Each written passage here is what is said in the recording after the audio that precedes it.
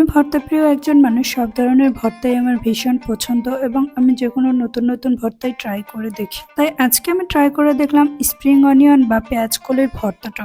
এই ভর্তাটা আমি প্রথমবারই ট্রাই করলাম। আগে কখনো খাইনি। খেতে কেমন হবে সেটা নিয়ে একটু চিন্তায় আছি। তো যাই হোক, এবার ভর্তাটা বানানো শুরু করি। পেঁয়াজকলিটা খুব পাতলা পাতলা করে কাটতে হবে যাতে হাত দিয়ে ভর্তা করার সময় খুব সহজেই নরম হয়ে যায়। এই ভর্তা করাটার জন্য আমি পোড়া মরিচটা ইউজ করেছি আর ইউজ করেছি টমেটো। টমেটো দিয়ে মরিচ ভর্তাটা করার সময় আমার মুখে পানি চলে এসেছিল এবং এই ভর্তাটা আমি একটু রেখে দিয়েছিলাম, খেতে বেশ মজা। টমেটো ভর্তা করা হয়ে গেলে এবার আমি দিয়ে দিব পেঁয়াজকলিটা। পেঁয়াজকলি দিয়ে ধীরে ধীরে এবার ভর্তাটা করে নিব আর কিছুটা লবণ দেবো, এতে করে পেঁয়াজকলিটা একটু নরম হয়ে যাবে। পেঁয়াজকলিটা যেহেতু একটু শক্ত হয় তাই একটু সময় নিয়ে করতে হবে। সবশেষে আমি দিয়ে দিব সরিষার তেল। এবার স্বাদের কথা বলি, এই ভর্তাটা কেমন লেগেছে? আমার কাছে অতটা ভালো লাগেনি, তবে খারাপও লাগেনি। চাইলে আপনারা ট্রাই করতে পারেন। আজকের মতো টাটা।